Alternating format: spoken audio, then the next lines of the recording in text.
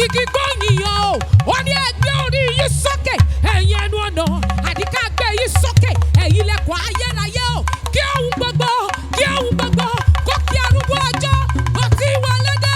Igi gbóyìnyàn, ìwọ ni igi ńlá tí ó ṣe fàtú. Afẹ́fẹ́ yìn ọ́, ìwọ lafẹ́fẹ́ láti ṣojú omi wẹ́lúwẹ́lú o. Òjò yìn ọ́, ìwọ lòjò gìrì tí porú ọ̀gbẹ́lẹ̀. Ìlú yìn ọ́, ìwọ ni bẹ̀m̀bẹ̀ ńlá tí ó ṣe lùyà o. Ṣẹ̀kẹ̀rẹ̀ ń yìn ọ́, ìwọ lọba tó jẹ́ ṣẹ̀kẹ̀ṣẹ̀kẹ̀ o.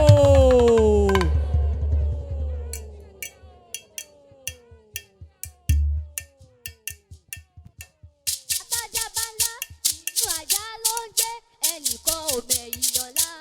Ohun tójúwa yóò ṣe kò fi ẹnìkan.